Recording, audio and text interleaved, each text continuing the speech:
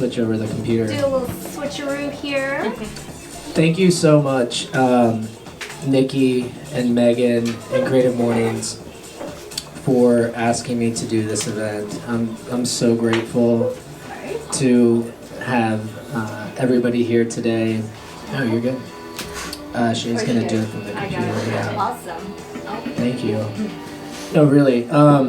What a cool organization. I went to my first event last month. I don't know if anyone else was there. It was a really moving presentation.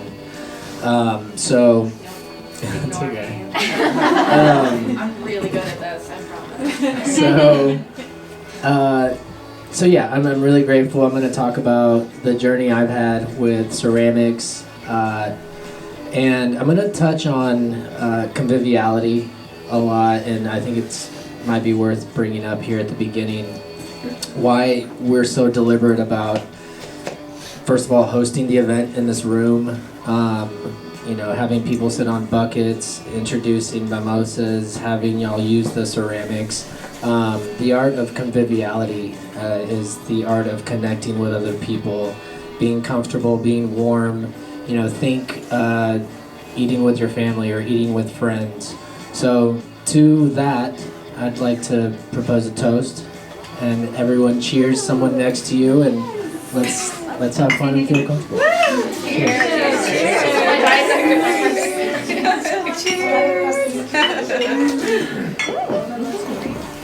Okay.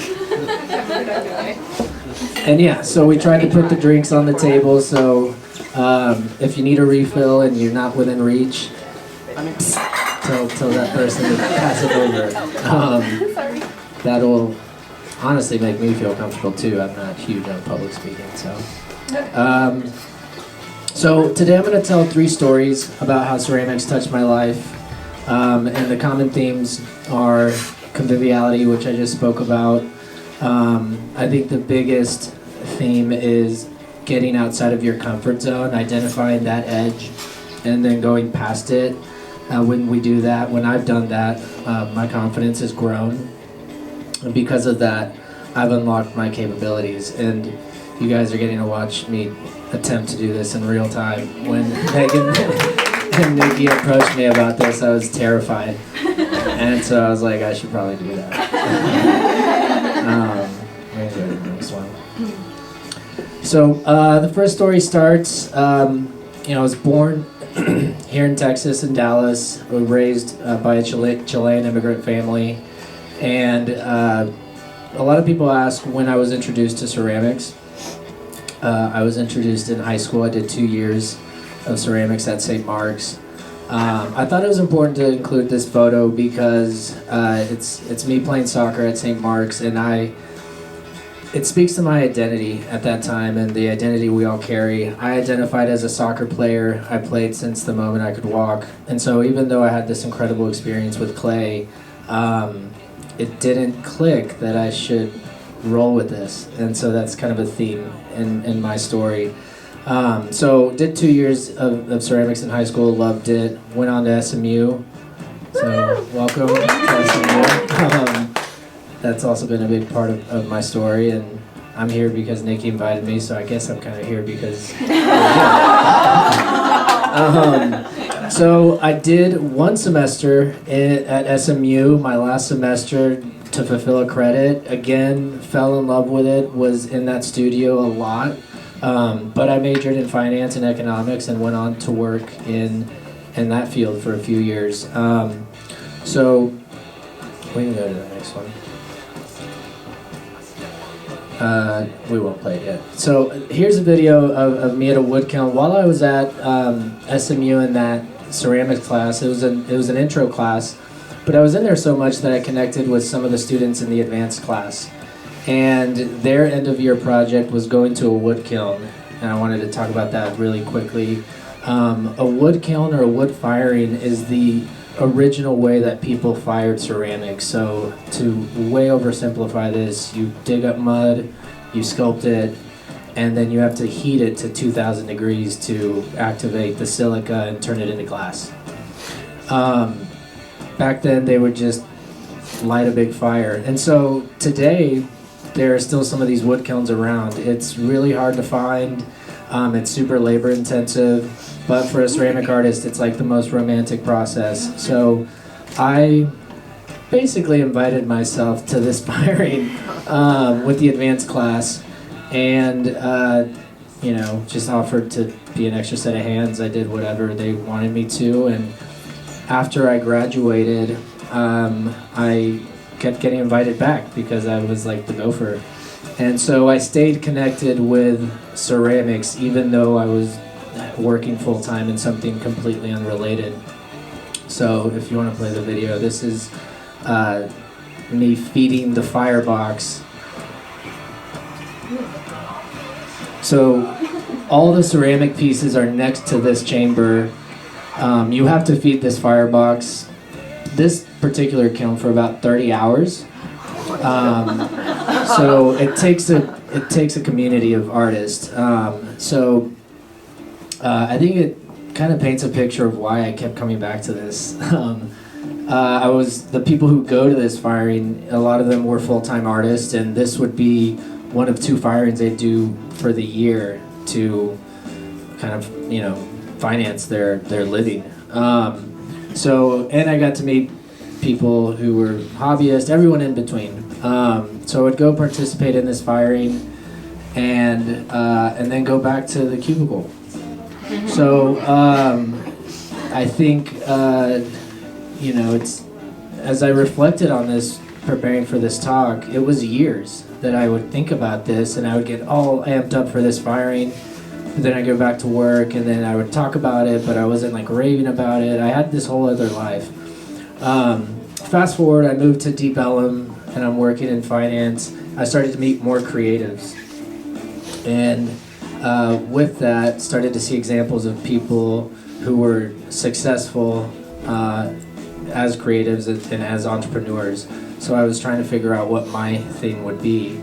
One of the people I met was a curator for an artist in residence program at a mortgage lending company, essentially like a Google or Facebook. They hired artists to paint murals within their offices once a month.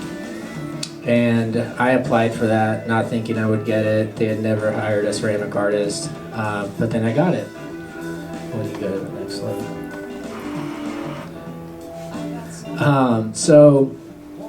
I decided to leave my career in finance to do this project. The scale was 3 months. I had to fill 3 walls. And one massive takeaway with this project was conceptualizing what is home. The prompt for me was, what is home? So I wanted to read what I presented for this project, and then I'll show the wall. This wall was titled The Vessel, which everyone here hopefully has one of the vessels. The vessel holds the ritual of conviviality. Friends and family come to the table because the vessel is full and the meal is ready. The vessel inspires growth. You can go to the next one. Go to the next one. Okay, so that little card was explaining this piece. So one of the walls was just paying homage to a vessel.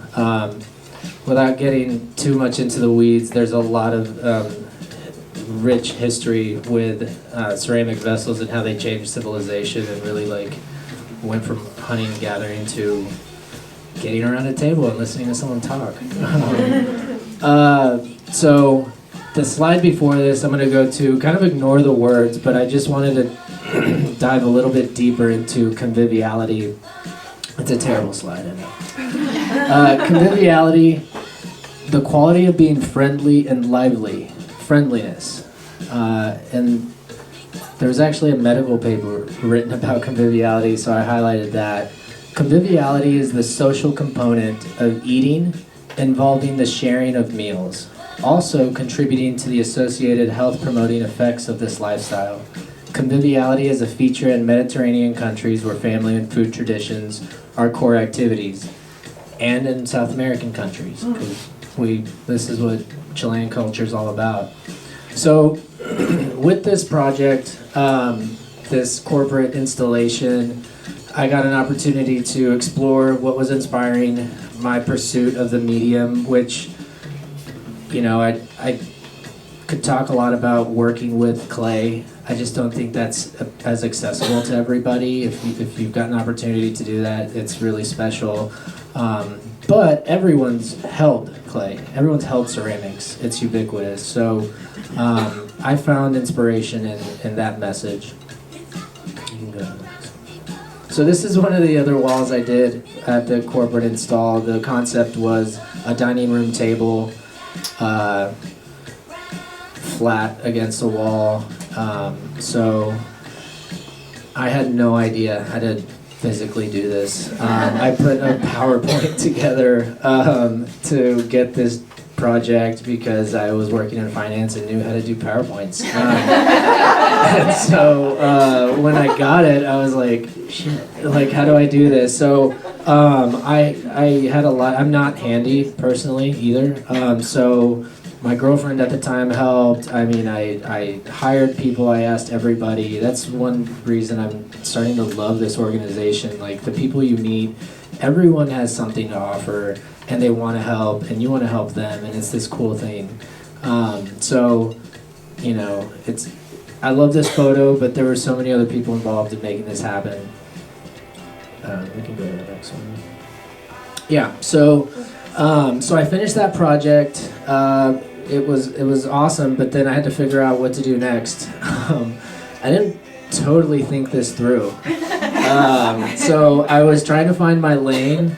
I didn't have a studio. I had worked on that project that I just showed at SMU. When I got the project, I asked the professor, who I had one class with for one semester. I told him my story and asked if I could work from SMU in exchange for making clay, cleaning the studio, really doing whatever they wanted me to. So that was a really cool experience. It was like an unofficial post-bac program. But then I had to figure out how to make money. So I started working on getting comfortable talking about being the ceramic artist. Again, this identity, like, I'm the finance guy, and now I'm being the ceramic artist guy. So that was a transition. But this slide is showing me work with horsehair raku piece, which is super cool. You pull the piece out of the kiln at around 1400 degrees, and then you set horsehair on the piece, and it like sizzles and leaves this timeless imprint of this animal. So it kind of connects to the wood firing a little bit, where you're collaborating with nature and trees and having this ash hit the pots and then immortalize these trees like oak and cedar. In some cases, they've taken over 100 years to grow. In this case, you know, with horsehair. And I put some of my own hair on this too. Why not? You know, this was an interesting phase of where I was at, because I'm exploring, how do I make this work? I had completely changed my lifestyle, moved out of my loft in Deep Ellum, you know, traded in my car. I was living on beans, and this like dream of like, how do I monetize this? So it was fun. It was one of the happiest chapters of my life, romantic to talk about, but also like, I was really poor. Okay, and so this takes me to the second story. After about a year or so, I was approached by somebody who was opening a restaurant. This person had worked their way up in the restaurant industry from literally busing to now opening up their own restaurant, and they heard that I was making ceramics. One thing that was on my side, I feel like, in this market in Dallas was that there weren't a lot of, not that there are nationwide, but in Dallas specifically, for our restaurant scene, there weren't a lot of people trying to make plates professionally. And so he approached me about making plates for his restaurant. Up until this point, my biggest order was a 70-piece plate commission. and this was for 900 pieces. So what do? I go back to PowerPoint, right?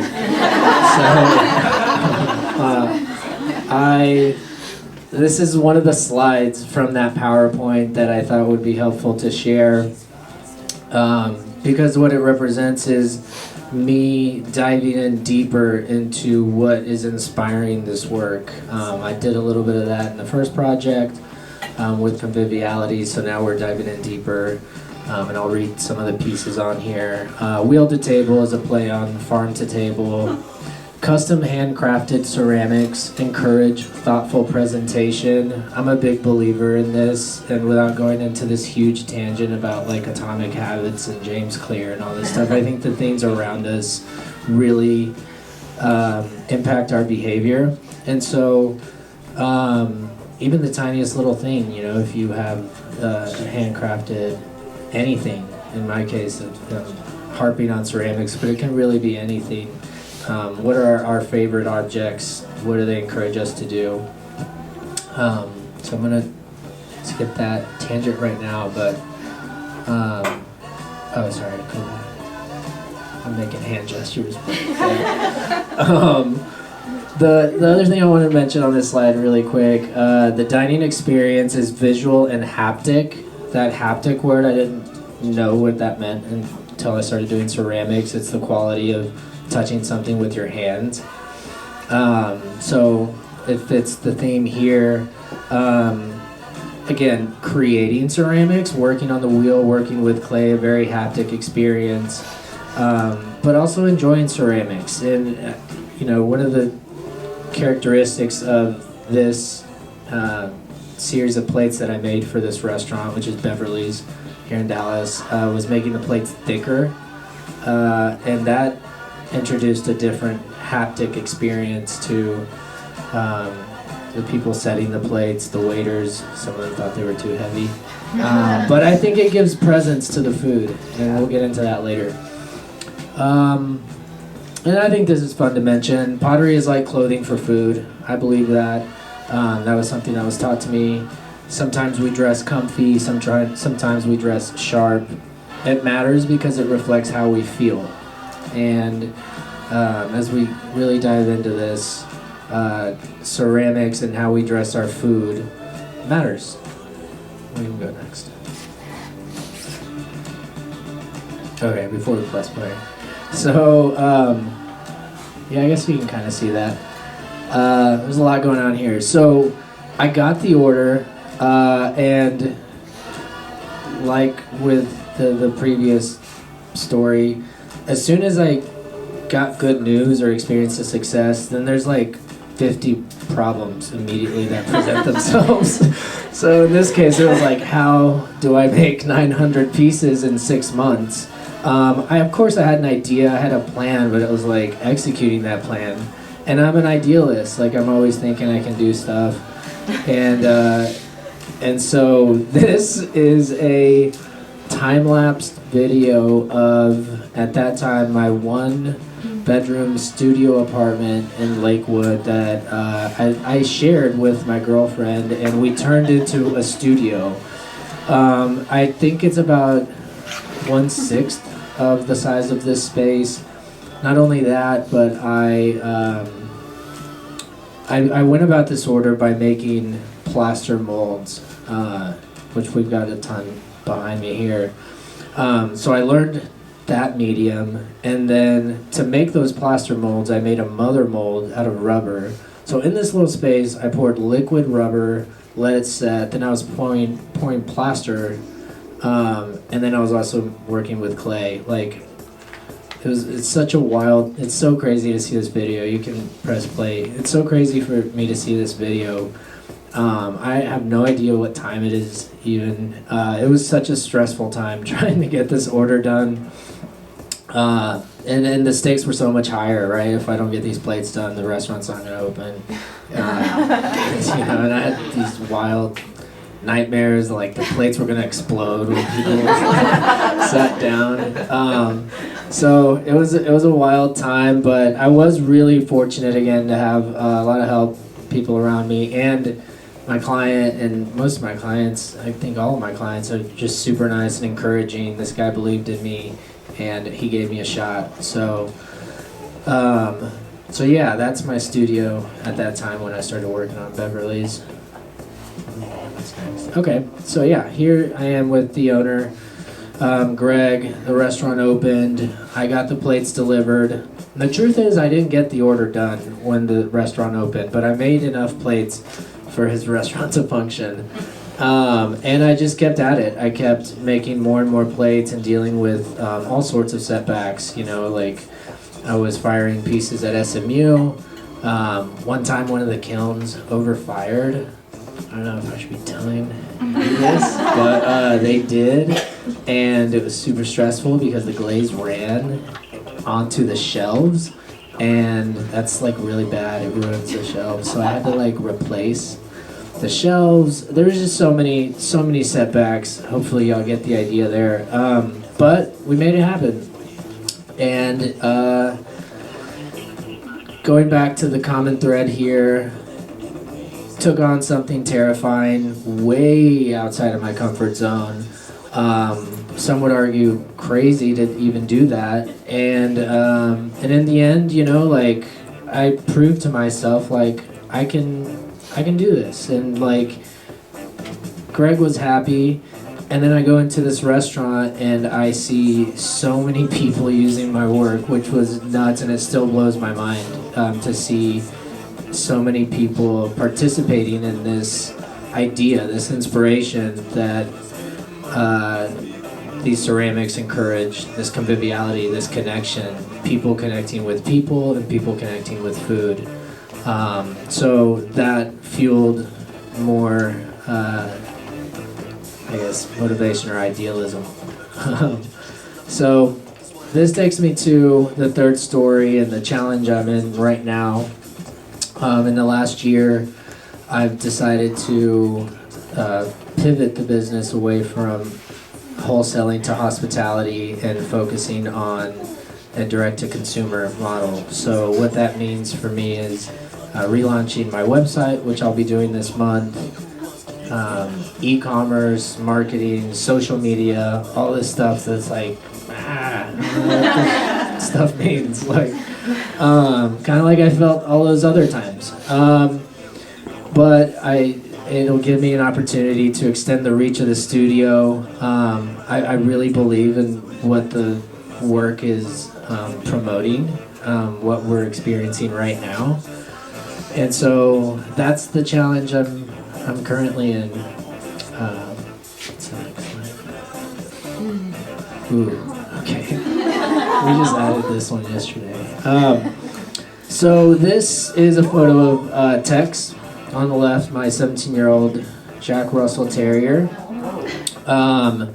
So I have 3 collections of plates. They're kind of here in the table. I guess I'll go back. So on the left here is our cloud collection. On the right is it's called Texas Night. It's a black clay body. And last year, as I was like starting to pivot towards this retail direct-to-consumer model, NBC approached me and did a story on the studio. So I thought I would line up. They approached me and we filmed in June. I didn't know when they would air the story, but I figured I would launch these plates whenever they aired the story. So at the same time, I had a 17-year-old dog named Tex, and out of nowhere he got a brain tumor and it passed away. But it coincided with the day that they aired the story. So it all happened very fast, like week of kind of thing, but it was a super big coincidence. So I thought it would be cool to incorporate Tex into the naming of the plates. He saw all my studios and all these stories. And I chose to kind of like honor that. And yeah, so that's why the plates, the black plates are called Texas Night. Also, it's a black clay body. The studio is all about, local. We source local. We're trying to support local. So That's my story about Texas night. And here is a video of the landing page for the website we're building.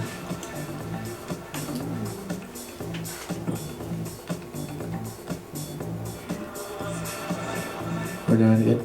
Okay, yeah, I'm about to wrap up. So yeah, so again, I don't know what's gonna happen with this story, much like I didn't know with the others, but I've tried to get comfortable talking about this. This again has been a massive help towards that. So thank you. Talking about my story, talking about what inspires the work. It's something that we believe in. I want to grow it. I'm so grateful to work with Shay. She's an incredible artist, and I want the opportunity to work and bring in more artists, promote their work, and promote what we're doing here. So I think this is the next step for us, and we're moving forward. So kind of tying it all back to how we started. The focus and inspiration of the studio is this art of conviviality, bringing people together to connect with each other, and bringing people together to connect with food. It's, for me, important to do. I get so caught up in my day-to-day, and I think there's a lot of things around this, like, encouraging us to, like, go, right? And it's this attention economy, and everyone's fighting for it. So it's cool to like take control of that and be like, I'm gonna unplug for a minute and stare at this avocado. That's my favorite breakfast. So that's about the studio. Something I thought would be helpful this year that's hopefully applicable to everybody is these moments when we can get outside of our comfort zone. It's scary, but we grow from it, and then we unlock our capabilities. So, thank you.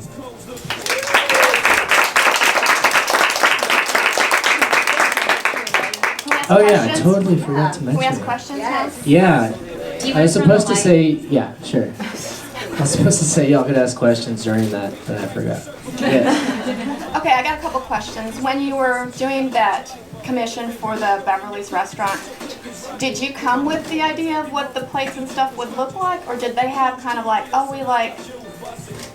did you see stuff in the restaurant that you kind of picked up on, like colors, or how did you come up with the final piece? Yeah, no, that's a really good question. So I met with Greg, the guy in the photo, and he had almost every detail about this restaurant planned out. It was so contagious to meet with this guy. I left that meeting ready to run through a wall because of how excited he was about his baby. So he had gone to New York and other cities, visited all these different places, so he had every detail planned out. So he had an idea of what he wanted to do with the plates. He told me he wanted them to be timeless, and he wanted them to be black and white. So that was like my constraints, but within that he was like, what is your interpretation of something that's timeless? It fit with my aesthetic. The aesthetic of the studio is to feature food, and that food is the art, and the color it should pop. So these are the pieces, the reverb pieces are the ones we made for Greg. So we conceptualized in that meeting making something timeless. I wanted it to look handmade, so the way we apply the line, none of the plates really match. And so he gave me freedom there, but there were still, I would say, like constraints to how wild I could go. Does that answer your question? Yeah, and I have another question. Yeah. I did a lot of clay stuff in high school, but what's the difference between clay, ceramics, just the material? Like, I have no idea. I think, I think technically clay is mud. It's like before it's been fired, and technically after it's been fired and the silica is turned into glass, then that's ceramic. So like if it dings, like that's ceramic. Okay. But if it hasn't been fired yet, then it's clay or dry clay. And do you use different types of clay? Yeah. So the three main kind of categories of clay are terracotta, which are orange. It's an orange clay body. We've got some there in that corner on that shelf, associated with like planters, and then stoneware. We use a locally sourced stoneware. So this is a white stoneware from Texas that I used for the Beverly's order, which I'm now transitioning to porcelain, which is stronger. And these three categories of clay bodies vitrify at a different temperature, which means they're fully fired. Does that make sense? At a different temperature. So I have a constraint with my kilns and what temperature my kilns reach. So my goal is to use the clay bodies that are fully fired at that temperature. When I go to the wood kiln, I can use different clay bodies that handle that heat, and so that kind of plays a role in what clay bodies you use. Also, the aesthetic of it, like we make the black clay body in-house. Like I think it's a really sexy clay body. That goes back to like the clothes conversation and style. And having the clay body exposed is really important for this studio, so we minimally glaze our work. Beverly's did want the pieces glazed on the exterior, and I think that has to do with durability. But for the plates that I launched where we didn't have any input other than what we wanted to do, I wanted the clay body exposed on the exterior, and that adds to the experience of holding it. Like if any of y'all have any of those pieces, yeah, it's nice. It's really nice. So, thank you. Good questions. Anybody else? So I totally relate to you where you said that you were like you had a full-time or had a full-time job, and was also pursuing like being a creative entrepreneur. How long did it take you to get to that point of being like a full-time creative entrepreneur? And do you have any advice for people who, like me, who want to be a full-time creative entrepreneur as well? Yeah. Oh, that is such a good question. There's so much to say about this. I think I wasted so much time beating myself up about like I needed to be full-time, and I have this side gig and that side gig. So like I still have another job to this day. Like I work for a startup, essentially a staffing agency, but we book music, we book musicians. And that was almost made that one of the stories today, is deciding like in what proportion should I be doing ceramics versus this music business.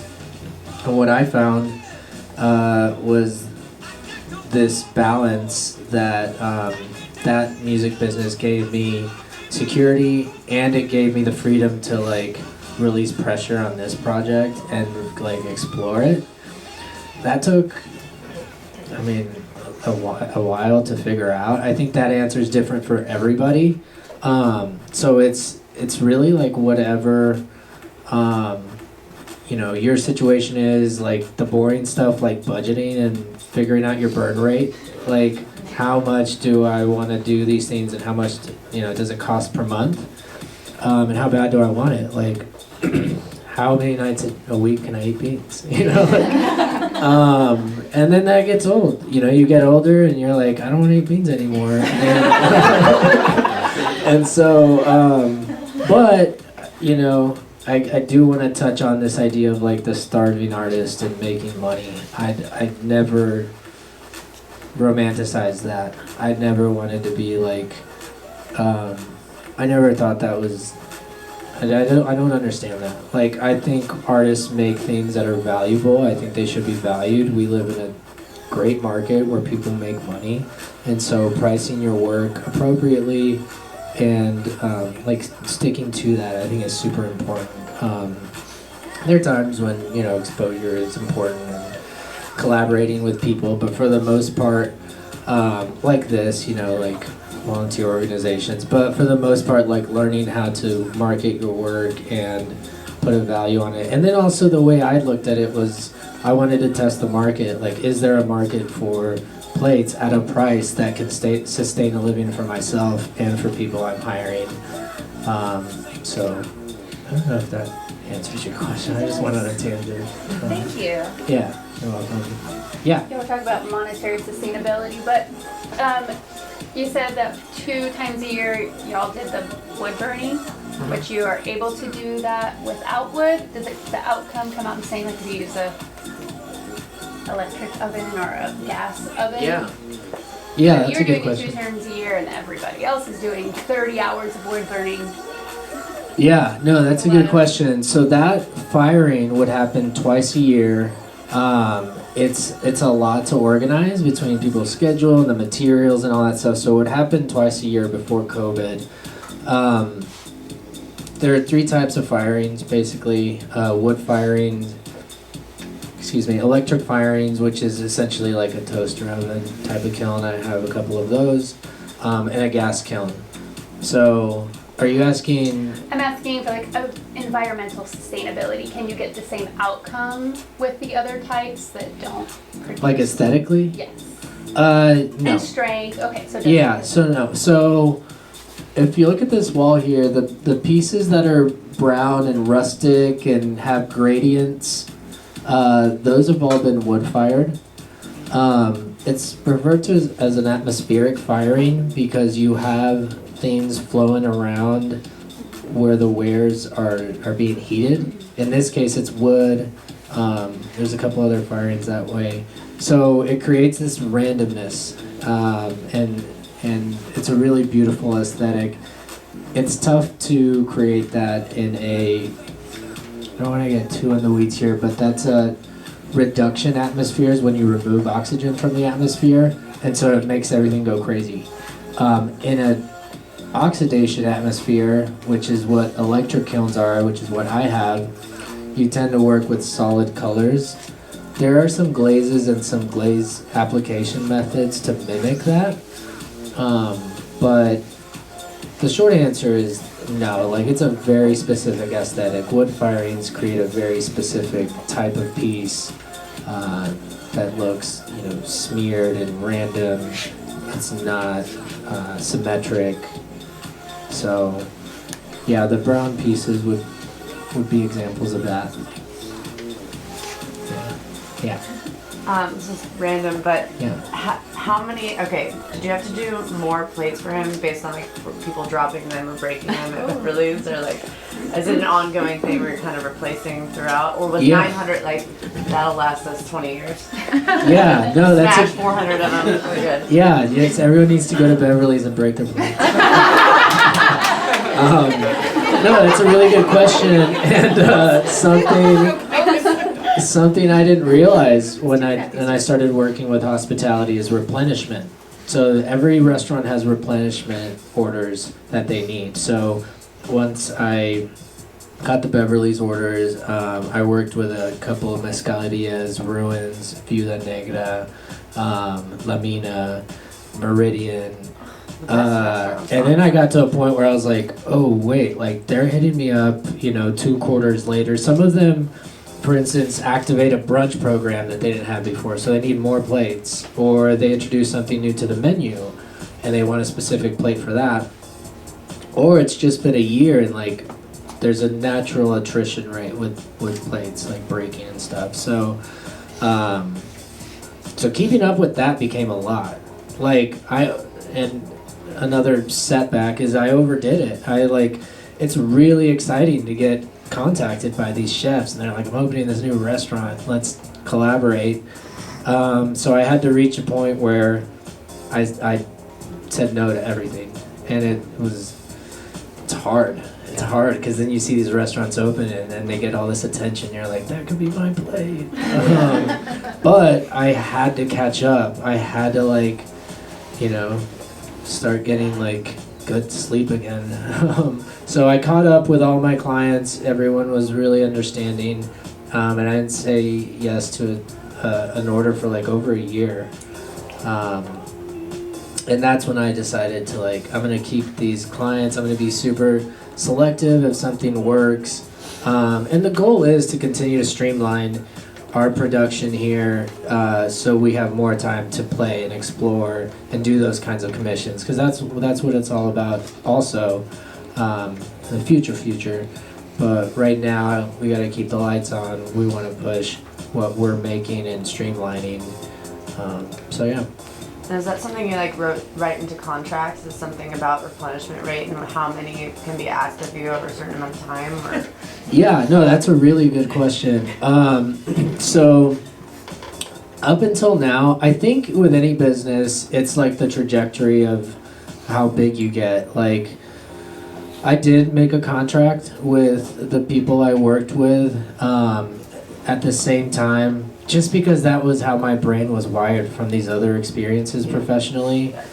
But at the end of the day, it is a very like, I don't want to say handshake thing, but it's like it's not that official. Yeah. And if they wanted to not do the contract that they signed, they have the attorneys or their backers, the people who finance these restaurants, would just squish you. Yeah. So like, I was like so stressed about these contracts and like, you know, like the integrity, and it's still been a lesson even on the artist side. Like I've hired artists to create work that we created in the studio, and then, you know, one time one of them was like, way later after they went on to do something else, like, hey, well, that's my intellectual property, like I created that design. And I was like, what? Like that was like wild to me. And then I started thinking, okay, now I need to make like a contract that makes it explicit, like, hey, what we collaborated here is the studios. And that was like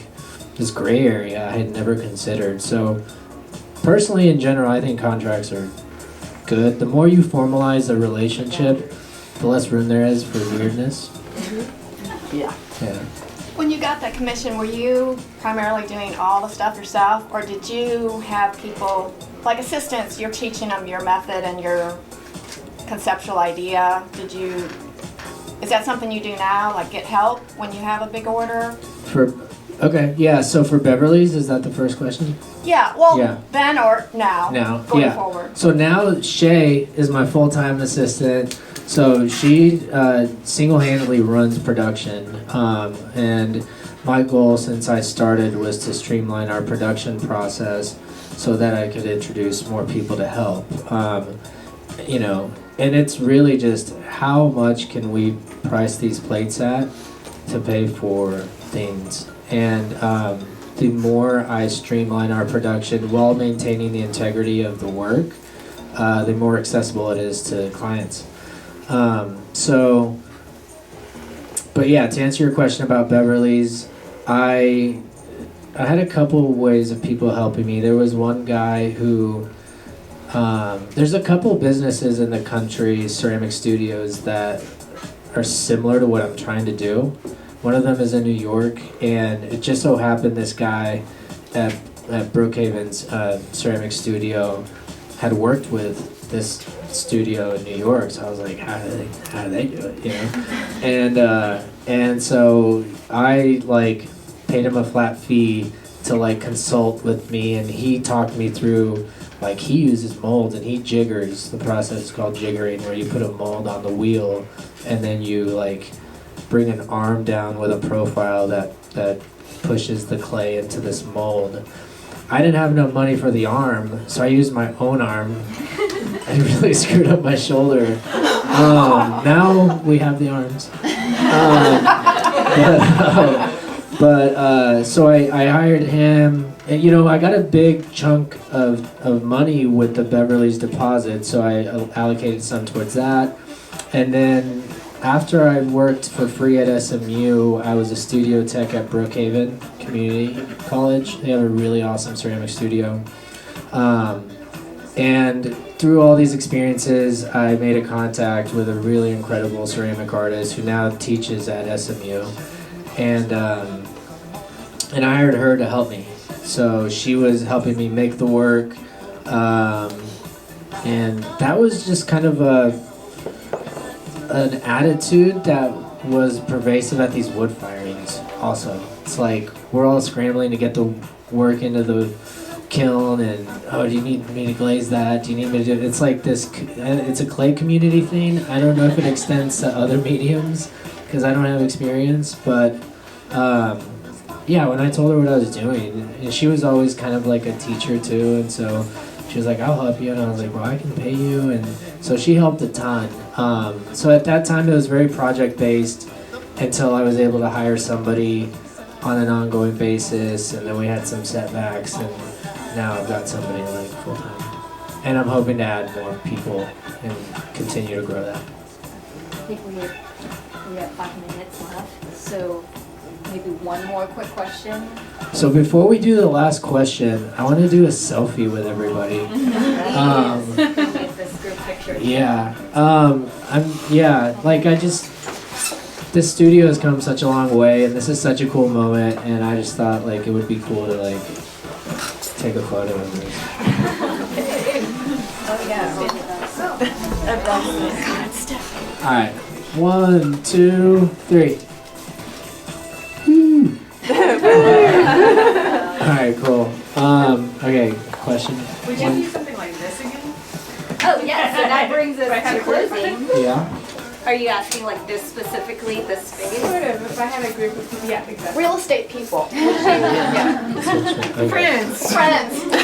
Okay, a couple quick things that Shay has reminded me. Thank you, Shay.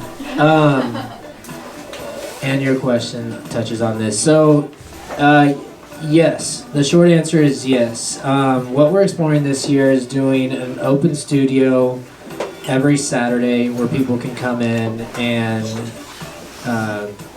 hang out, purchase the work. We're gonna have some activities. So the best way I know now to keep people up with that is social media. That video I showed of my landing page, I hired somebody to do a website and newsletters, so we'll be doing emails. But yes, short answer, like my email and cell phone is available. We are also expanding the space in this building, so if anyone is a ceramic artist and looking to rent a space, if they're more on the self-sufficient side, we're opening our doors for that. And then the last thing real quick is that we'll be here hanging out. We've got more coffee and mimosas and we can chat, so like y'all don't have to rush out of here. Okay. And you're selling, these are for sale, right? Yeah, Purchase? almost everything on that wall is for sale. Exactly. One shelf. Yeah, so feel free to hang out. If y'all don't have to go anywhere, we've blocked out today to hang out. If y'all wanted to mingle with each other, again, the whole message that I'm like beating to the ground is like connect and hang out. So. Thank you so